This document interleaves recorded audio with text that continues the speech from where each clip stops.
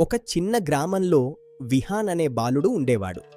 అతనికి పుస్తకాలు చదవడం చాలా ఇష్టం.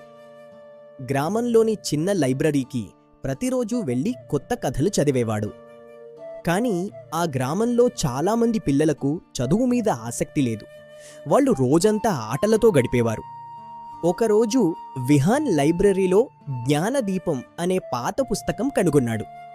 జ్ఞానాన్ని పంచుకుంటే గ్రామం మారుతుందని అందులో ఉంది. అతను తన స్నేహితులకు మంచి విలువలున్న కథలు చెప్పడం ప్రారంభించాడు. మెల్లగా పిల్లలు అతని చుట్టూ చేరడం మొదలుపెట్టారు.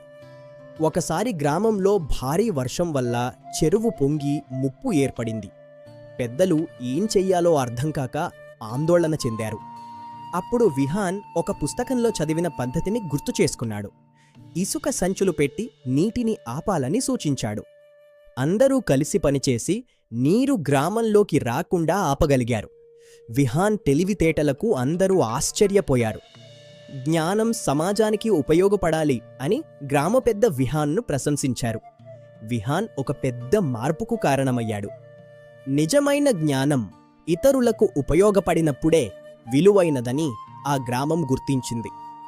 చదువు ఆ గ్రామాన్ని మార్చేసింది.